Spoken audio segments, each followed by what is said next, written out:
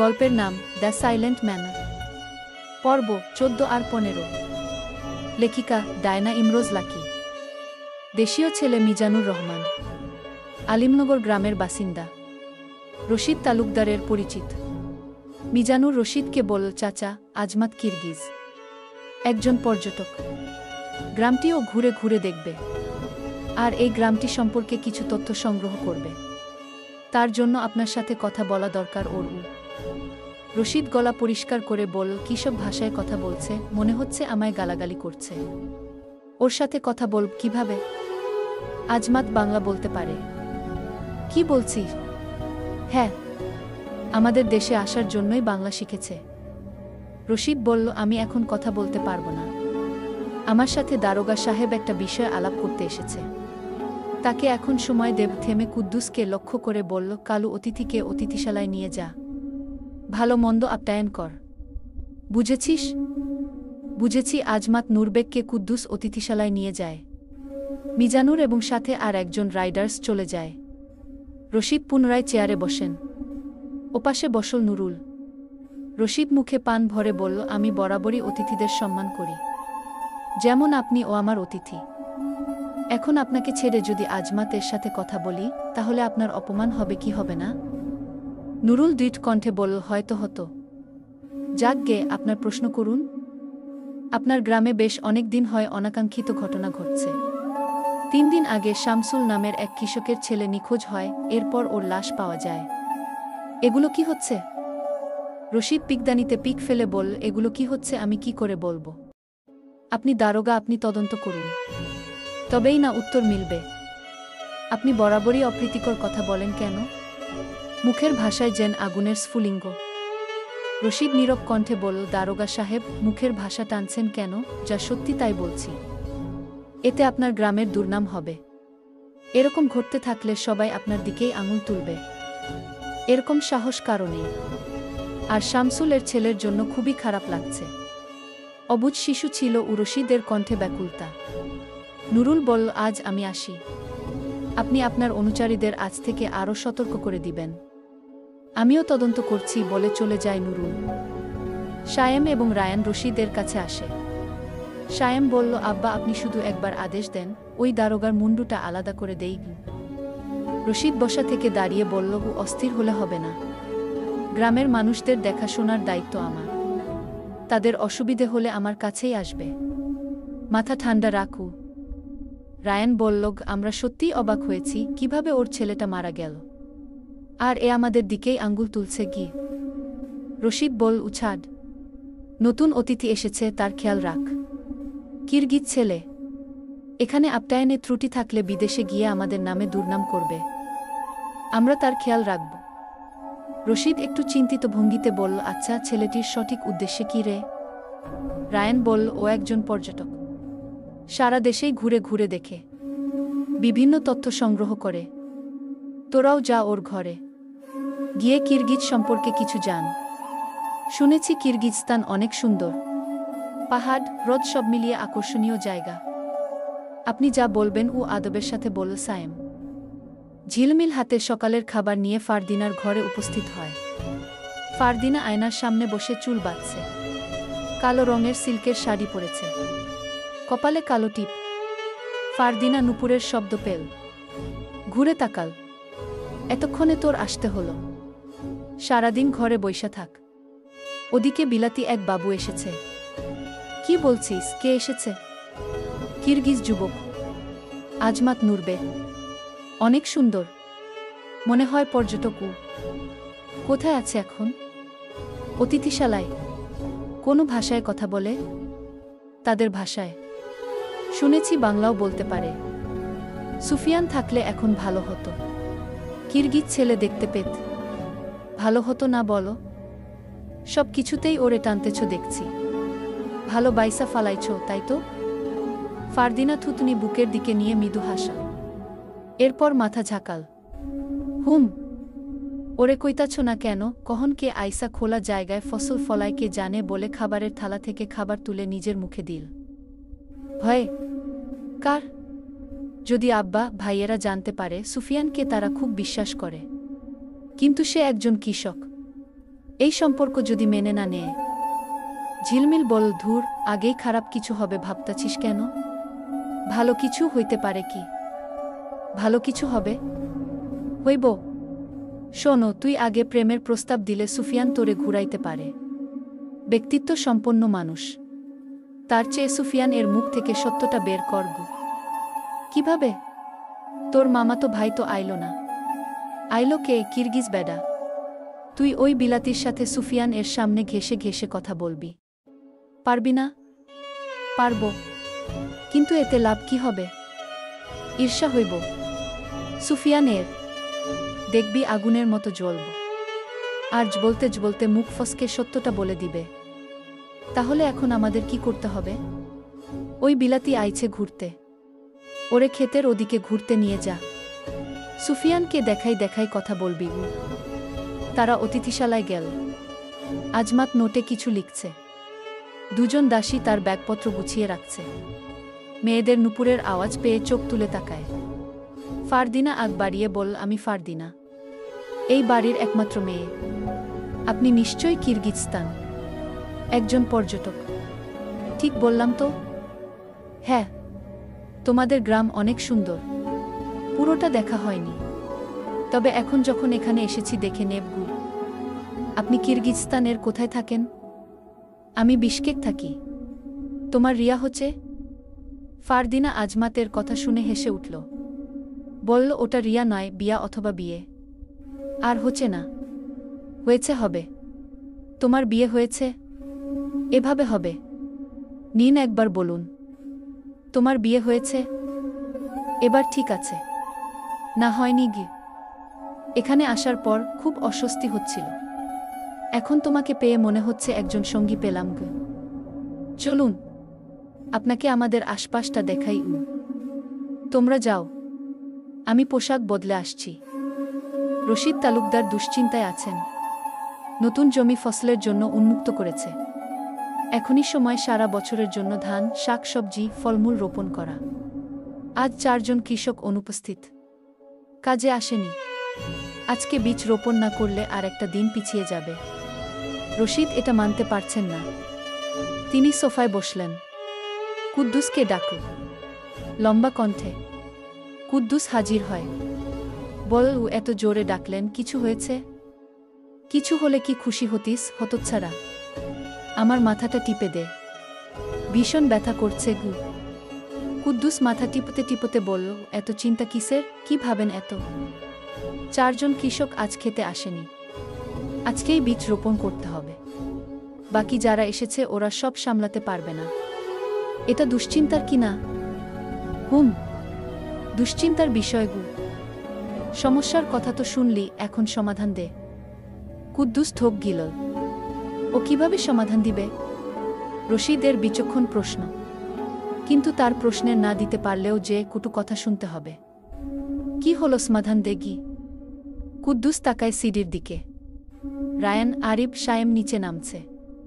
কুদ্দুস বলল, আপনার 4 ছেলেকে দিয়েই তো কাজটা সম্পন্ন করতে পারেন। রশিদ ওর দিকে কটমট করে তাকালো। কুদ্দুস এর হাত সরিয়ে দাঁড়িয়ে পড়ল। কুদ্দুস ভয় পেল। রশিদ বলল, তোকে আমার মাঝে মধ্যে খুব ভালো লাগে। তুই গাধা হলেও বুদ্ধিমান। ঠিক বলেছিস। ওদের দিয়েই আজ বাকি কাজ সেরে নেব।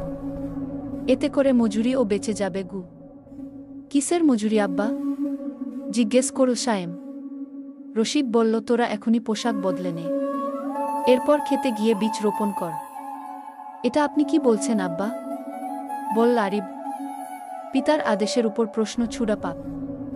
জানিস তো, আজ যে 4 জন কৃষক আসেনি, ওদের কাজ তোরা করবি। পারবি না? তারা 3 জন নিজেদের মধ্যে চাওয়াচাওয়ি করল। এরকম কাজের জন্য তারা যেন মোটেই প্রস্তুত নয়। কুদ্দুস আড়ালে হাসল। জমিদারের ছেলেরা খেতে চাষ করবে, ওর বেশ আনন্দ হচ্ছে। রশিদ বলল, কি হলো, কথা কানে গেল না? শিগগিরই যা। রায়ানকে দেখতে পাচ্ছি না, ও কোথায়? ওর শরীরটা ভালো নয়, শুয়ে আছে ঘরেই, বল আরিব। রশিদ বলল, ওসব বায়না চলবে না, ওকেও নিয়ে যা। 4 ভাই পোশাক বদলে লুঙ্গি পরল, সাথে স্যান্ডো গেঞ্জি, মাথায় গামছা বাঁধল।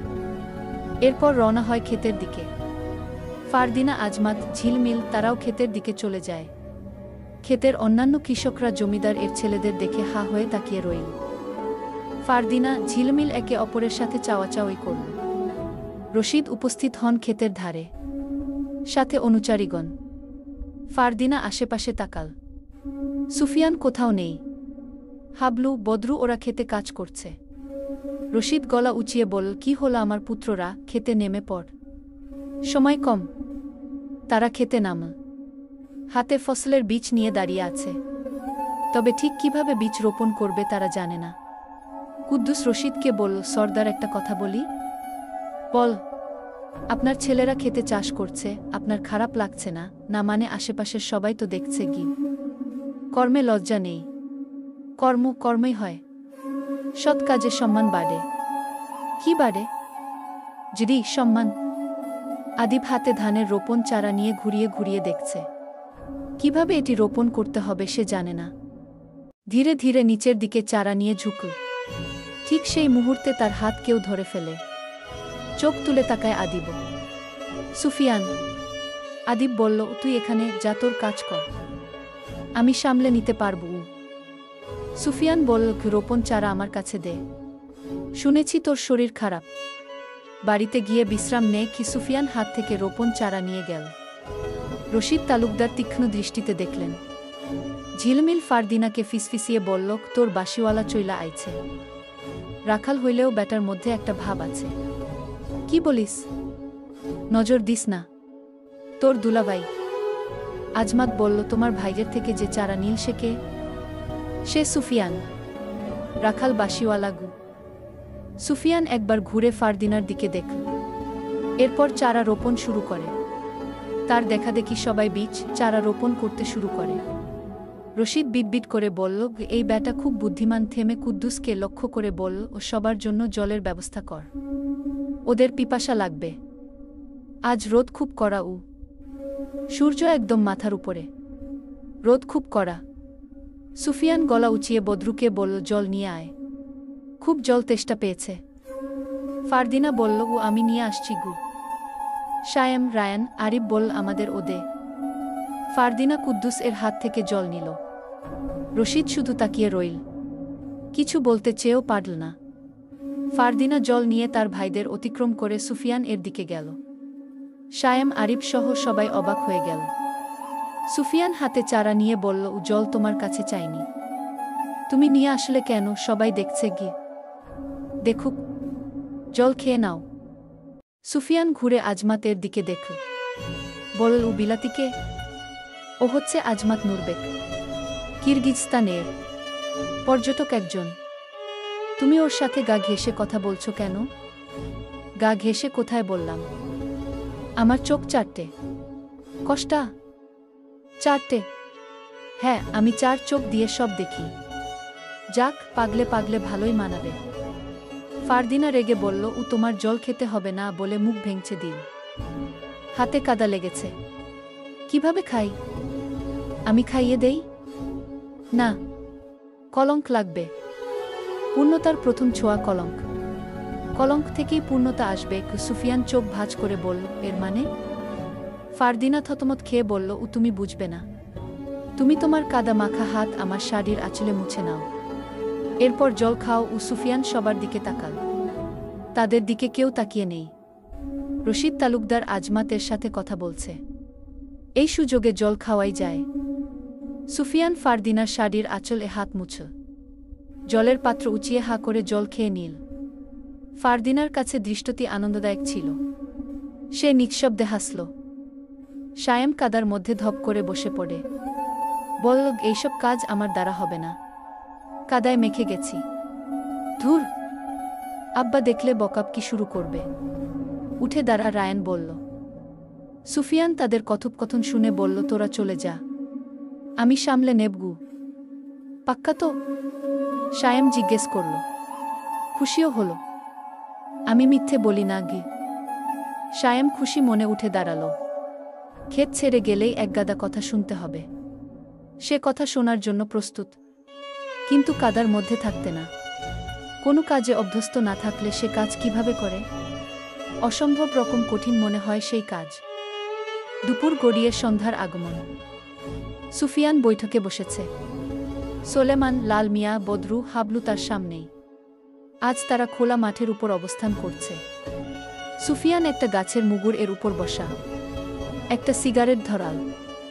সিগারেটের ধোঁয়া নিজের দিকেই আসছে। বাতাস বয়ে তার দিকেই যাচ্ছে। সুতরাং সিগারেটের ধোঁয়া ও যাবে। বদরু বলল, ও এত সিগারেট খাওয়া ঠিক না, পরে শরীরের ক্ষতি হবে কি? সুফিয়ান ছোট্ট করে দীর্ঘশ্বাস ছেড়ে বলল, ক্ষতি হবে জেনেও জীবনে অনেক কাজ আমরা করি। ঝুঁকি নিতেই হবে। ঝুঁকিপূর্ণ কাজ আমাদের সফলতার দিকে ঠেলে দেয়। ও অদ্ভুত ভিত্তিহীন মনে হলো সুফিয়ানের কথা। সিগারেটের সাথে সফলতার দেখা আছে বলে মনে হয় না। তবুও সে যখন বলেছে নিশ্চয়ই এর মানে আছে। আজ আমাদের কাজ কেমন লাগলো আপনার? জিজ্ঞেস করল হাবলু। মোটামুটি ভালো ছিল। আরও মনোযোগী হতে হবে। যে কোনো কাজ মনোযোগ দিয়ে করতে হয়। বুঝেছিস? বুঝেছি, হাবলু বলল। সুফিয়ান সিগারেটের পোড়া অংশ ফেলে বলল, সোলেমান, গতকাল রাতে সারা গ্রামে চক্কর দিয়েছিস? দিয়েছি। কিছু দেখেছিস যা তোর কাছে অস্বাভাবিক মনে হয়েছে? সোলেমান মাথা আওড়াল, না। চোখ কান খোলা রেখে কাজ করতে হবে। সোলেমান বলল, আমি খোলাই রেখেছি। শীতের মধ্যে মাফলার কানটুপিও পরিনি। ওর কথা শুনে সকলে বেশ হাহা শব্দে দাঁত বের করে হেসে উঠল। বদরু বলল, খোলা মানে কাপড়ের আড়ালে থেকে খোলা না, কড়া নজরদারি রাখতে হবে। মজিদ মিয়া রাস্তা দিয়ে যাচ্ছিল। সুফিয়ানকে দেখে মাঠের দিকে এগিয়ে গেল। সুফিয়ান বলল, চাচা আপনি, মুখ চোখ শুকনা লাগছে, কিছু হয়েছে? মজিদ মিয়া ক্ষীণ শব্দে বলল, আর কি হইব, এই গ্রামটা অহন জাহান্নামে পরিণত হয়েছে। অর্থ থাকলে আমি দূরে চইলা যাইতাম। কি হয়েছে আমাকে বলুন, দুঃখের কথা ভাগ করলে দুঃখ কমে। এটা ছোট্টবেলায় আপনি আমাকে শিখিয়েছেন। না, বাদ দাও, তুমি এদের সঠিক শিক্ষা দাও। চোর থেইকা ভালো মানুষ হোক। সুফিয়ান বিরক্ত হয়ে বলল, ওদের কথা ছাড়ুন। আপনার কি হয়েছে তাই বলুন। আমি শামসুল এর বাড়িতে গেছিলাম। ওরা অহন শোকে আছে, ভাবলাম একটু সান্ত্বনা দেই। পরে কি হলো? আমি দেখলাম ওরা অনেক আনন্দে আছে। দুইজন মিলা হাসাহাসি করতেছে। আমারে দেইখা হাসি থামাইয়া দিল। কারো সন্তান মারা গেলে তারা এমনে হাসতে পারে আমি আইজ দেখলাম। ওগো মাথায় মনে হয় খারাপ হইজা গেছে। সুফিয়ান বল, শুনেছি শামসুল এর বুয়ের শরীর খারাপ। শহরে নিয়ে যাবে ডাক্তার দেখাতে। তাহলে বাড়ি কি করছে? আজ বুধবার। গত 2 দিনে আজমাতের সাথে ফারদিনা সহ বাড়ির সকলের বেশ ভালো একটা সম্পর্ক তৈরি হয়েছে। বিশেষ করে কুদ্দুসের সাথে। ও সারাদিন আজমাতের আশেপাশে থাকতে চায়। এটা ওটা বাংলায় বলে, আর সেটাকে কিরগিজ ভাষায় অনুবাদ করে দিতে বলে। আজমাত দিয়েছে। তার কাছে কুদ্দুস শেষ জানতে চেয়েছে, আমি তোমাকে ভালোবাসি এটা কিরগিজ ভাষায় বলেন। আজমাত বলেছিল, উমেন সিনি জাকসি কোরমঘ। কিরগিজ ভাষায় কথাটি শুনে কুদ্দুস ভীষণ খুশি হয়েছিল। ওর উদ্দেশ্য এই কথাটি ফারদিনাকে সে বলবে। এরপর আরেকটি কথা জিজ্ঞেস করেছিল, আপনি একটা গর্ধুপ, বোকা, বুদ্ধিহীন। এটা কিরগিজ ভাষায় বলেন। আজমাত বলেছিল, সেন আকমাক, আঙ্কো, আকিলসি সিং। কুদ্দুস এবেলায়ও হেসেছিল। এটা বলবে রশিদকে। খুব কষ্টে এই কথা দুটি ও শিখে নিয়ে কুদ্দুস ফারদিনার ঘরের দিকে হাঁটল। বিটবিট করে ভালোবাসি লাইনটা জপ করতে থাকল। ফারদিনার দরজা হাট করে খোলা ছিল। কুদ্দুস উকি দিয়ে দেখল ফারদিনা গুনগুন করে গান গাইছে। কুদ্দুস গলায় কাশি দিল। কাশির শব্দ পেয়ে ফারদিনা বলল, ভেতরে এসো। আজ হঠাৎ অনুমতি চাইছো কালুদা? কুদ্দুস ভেতরে প্রবেশ করল। পরনে ওর নতুন ফতুয়া, সাথে ধুতি, চুলগুলো বাদিকে হেলে রাখা। বেশ লজ্জাবোধ করছে কুদ্দুস। ফারদিনা ভ্রুকুঞ্চিত করল। ঝিলমিল পাশের চেয়ারে বসা। বল, কিরে কালু, কিছু বলবি না কি? বলতে তো চাই, কিন্তু বলতে পারছি কই। মনে হচ্ছে কেউ পেছন থেকে কেউ টেনে ধরছে। তোমাকে পেছন থেকে কেউ টেনে ধরে নেই ই বল ফারদিনা। কুদ্দুস মাথা নিচু করে বলল, আসলে আপনাকে একটা কথা বলতে আসছি। অনুমতি দিলেই বলবো। কি কথা বল? এমন ভাব করতাছিস যেন প্রেমে প্রস্তাব নিয়া আইছোছ ই বল ঝিলমিল। ফারদিনা তারা দিল। কুদ্দুস সাহস করে বলল, মেন সিনি জাকসি কোরমকে। কথাটি শুনে ফারদিনা তির্যক আওয়াজে হেসে উঠল।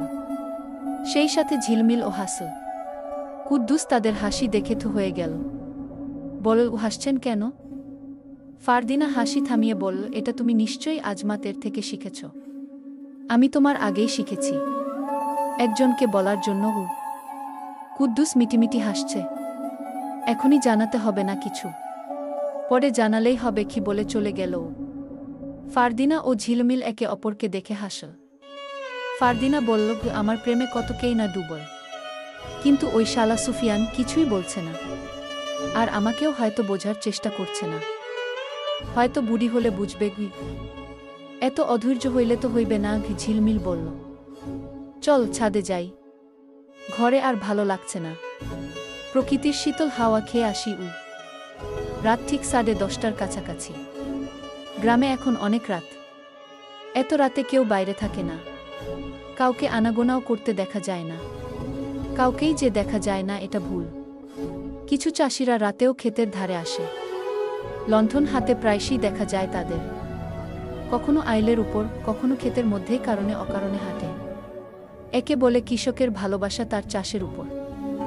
ফারদিনা ও ঝিলমিল বাড়ির ছাদে দাঁড়িয়ে আছে। ঝিলমিল মনের সুখে ভুট্টা ভাজি খাচ্ছে। ফারদিনা রেলিং ধরে দাঁড়িয়ে আছে। ছাদের চারপাশে মশাল এবং লণ্ঠন জ্বলছে। বেশ আলোকিত ছাদটা। ফারদিনা গতকাল গোলাপ ফুলের চারা এনেছিল, 10টি চারা। নিজের হাতে চারাগুলো লাগিয়েছে। একবার গাছগুলোর দিকে চোখ বুলিয়ে নিল। সুফিয়ানের গোলাপ পছন্দ, তার পছন্দ বলেই সে গোলাপ চারা লাগিয়েছে। ছাদ থেকে বাড়ির পেছনের দিকটা পরিষ্কার দেখা যায়। পেছনের প্রাচীরে একটা ছোট্ট দরজা আছে। সেখান থেকে বেডলেই বড়মাঠ। মাঠের কিছুটা সামনে একটা বটগাছ। আজ পূর্ণিমার 3য় দিন, দৃষ্টিগত পূর্ণিমা। চাঁদের মসৃণ আলো মাঠ স্পষ্ট দেখা যাচ্ছে। কোথায় কি আছে বেশ ঠাহর করা গেল। ছাদ থেকে ফারদিনা দেখল মাঠের দিকে কেউ যাচ্ছে। যেতেই সামনে আরও কেউ এগিয়ে এল। তারা নিজেদের মধ্যে বেশ কিছুক্ষণ ধরে কিছু বলাবলি করল। এরপর সবাই চলে গেলেও বাড়ির ভেতর থেকে যিনি গেল সে বাড়ির দিকেই আসছে। ফারদিনার সন্দেহ হলো। সে দৌড়ে নিচে আসল। ঘরের পেছনের দিকে এসে গোপন নজরে দেখল সে কে। ঘরের ভেতরে ঢুকে আদিব। ফারদিনা চমকে গেল। আদিবকে খুব উদ্বিগ্ন দেখাল। ফারদিনা টেবিলের আড়ালে থেকে বেরিয়ে আসল। আদিব কোথায় যায়? ঠিক আজ থেকে কিছুদিন আগেও সে কোথাও গিয়েছিল। তখন তাকে দেখা গিয়েছিল বাড়ির সামনের দিকে, আজ পেছনের দিকে। আশ্চর্য হল সে। ছাদ থেকে ঝিলমিল তখন যায়নি। বসে বসে ভুট্টা ভাজা খাচ্ছে। ভুট্টা প্রায় শেষের দিকে। ফারদিনা এসে তার পাশে বসে। আদিব ভাই নিশ্চয়ই কোনো মহৎ কাজ করছে আব্বার আড়ালে। উনি মহৎ কাজ খুব একটা পছন্দ করেন না, যদি হয় টাকা পয়সার বিষয়ে। ফারদিনা নিজেকে বুঝ দিল। ঝিলমিল বলল, ও ওদিনের গল্পটা তোরে বলা হয় নাই, আইজ বলি, শুনবি? বল। এক ছিল রাজকুমারী। সেই রাজকুমারীর প্রেমের সম্পর্ক হয় একজন যোদ্ধার সাথে। যোদ্ধার মূল উদ্দেশ্য ছিল রাজকুমারীর বংশ ধ্বংস করা। রাজকুমারীকে না দেখা অবধি তার কাছে রাজকুমারীদের বংশ ছিল শত্রুর বংশ। লক্ষ্য ছিল তাদের বংশ ধ্বংস করা। কিন্তু যোদ্ধা একদিন কৌশলে রাজকুমারীদের রাজ্যে আসে, অলিগলি চেনার জন্য।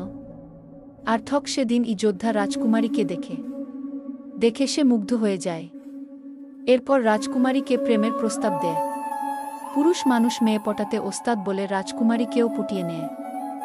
কিন্তু এরপর জানা যায়, ঝিলমিল পুরো গল্প শেষ করার আগেই বাঁশির সুর ভেসে আসে। সুফিয়ানের বাঁশির সুর। ফারদিনা নিশ্চিত হল। সে হন্তদন্ত হয়ে উঠে দাঁড়াল।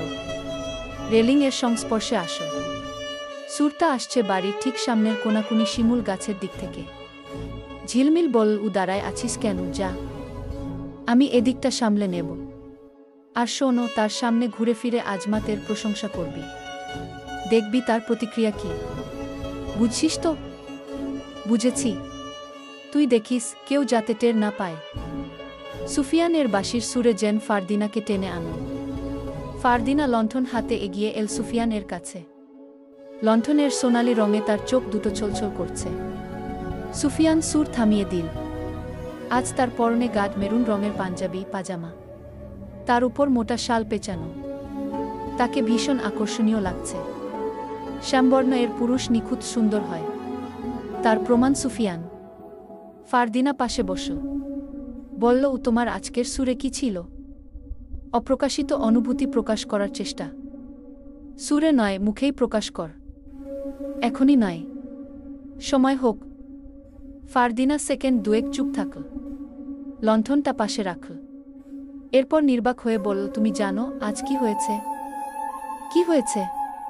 কালু মানে কুদ্দুস, আব্বার বিশ্বস্ত কাজের লোক। ও কি করেছে শোনো। ফারদিনা বলার জন্য প্রস্তুত হল। সুফিয়ান ও ঘুরে ফারদিনার দিকে তাকিয়ে কুদ্দুস এর কাহিনী শোনার জন্য প্রস্তুত হল। আজ ও আমাকে কিরগিজ ভাষায় প্রেমের প্রস্তাব দিয়েছে। কি লজ্জা লজ্জা মুখ নিয়ে বলেছিল। আমার ভীষণ হাসি পেয়েছিল বলে অট্টহাসিতে তলিয়ে গেল ফারদিনা। সুফিয়ানও তার রেশ টেনে মৃদু হাসল। বল, ও কি বল কিরগিজ ভাষায়? ফারদিনা থেমে গেল। নীরব আবেগের স্নিগ্ধ কণ্ঠে বলল, আমি তোমাকে ভালোবাসি। তা তো বুঝেছি। কিরগিজ ভাষায় সেটাকে কি বলে? ফারদিনা ভেতরে ভেতরে বিরক্ত হল। তবে তা বহিঃপ্রকাশ না করেই বল, মেন সিনি জাকসি করম। মেন সিনি জাকসি করম। সুফিয়ান ও একই সাথে বলল। সত্যি? ফারদিনা জিজ্ঞেস করল। সুফিয়ান চোখের পাতা ফেলে নড়েচড়ে বসল। আমি তো ওর ভাষাটা বললাম মাত্র। ফারদিনা চুপচাপ। তার ধারণা সুফিয়ানও তাকে পছন্দ করে, অথচ বলছে না।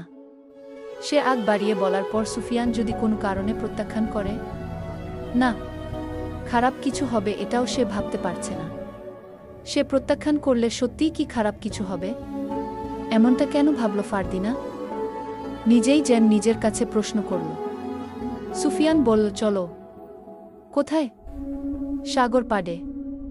বালির উপর বসে সময় কাটানো যাবে। যাবে তুমি?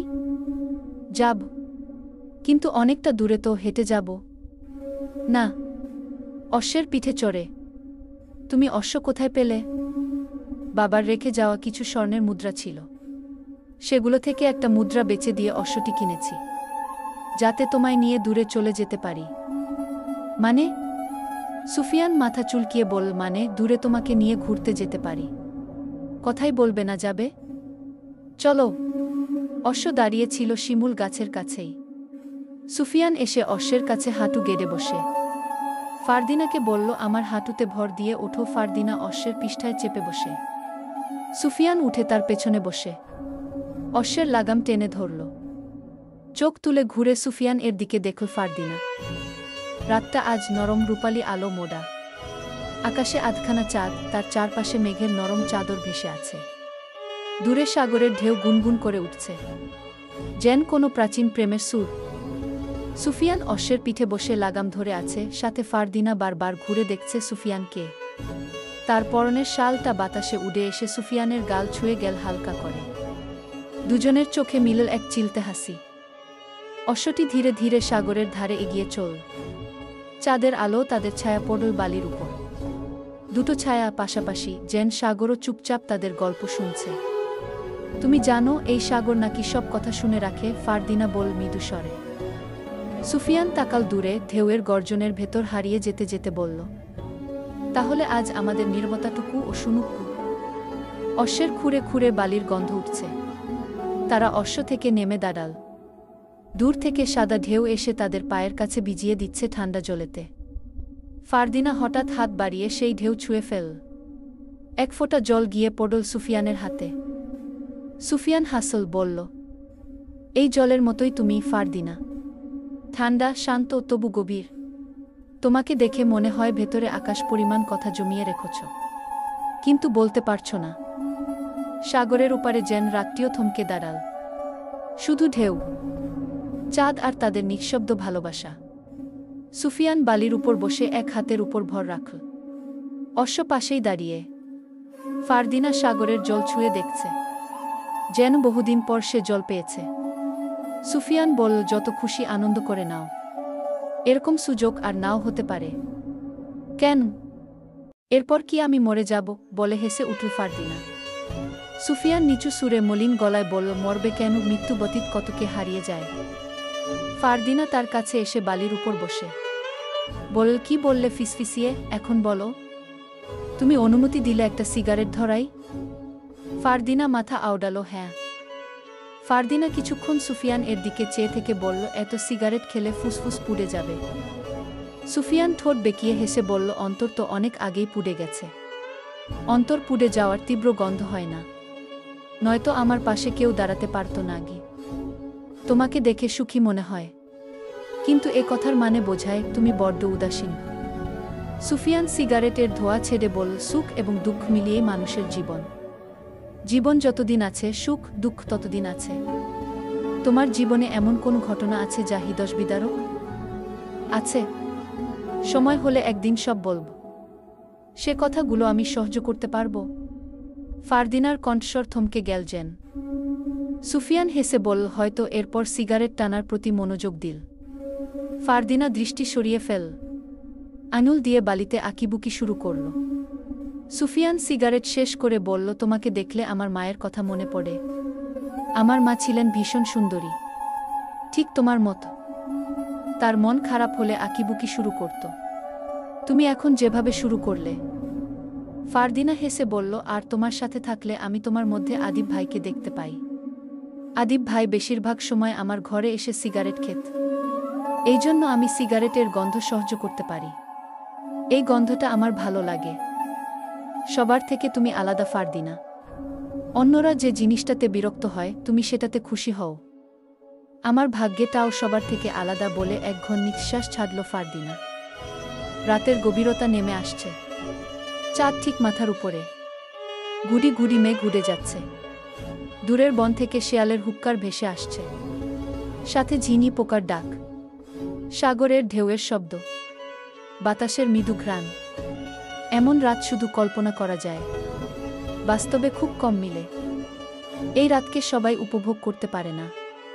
যে বা যারা পারে তারা নিঃসন্দেহে ভাগ্যবান। ফারদিনা আজ নিজেকে ভাগ্যবতী মনে করল। সে শাড়ি উঁচু করে ধরে এক পা দুপা করে এগোতে এগোতে সাগরের গভীরতার ভেতরে চলে যাচ্ছে। তাকে সাগরের তীক্ষ্ণ ঢেউ ভাসিয়ে নিতে পারে, সেদিকে যেন খেয়াল নেই। সুফিয়ান গলা উঁচিয়ে বলল, আর এগিজো না, কুমির টেনে নিয়ে যাবে। ফারদিনা বলল, সাগরে কুমির থাকে না। কোথায় কি থাকে বলা যায় না। ফারদিনা পায়ের কাছে নরম কিছু ঠেকল। সুফিয়ানকে লক্ষ্য করে বলল, আমার পায়ের কাছে কিছু একটা ঠেকল। নরম। সুফিয়ান বলল, সাপ হবে। চলে এসো। ফারদিনা দৌড়ে তীরে চলে আসে। ভয়ে শঙ্কিত হয়ে পড়ল।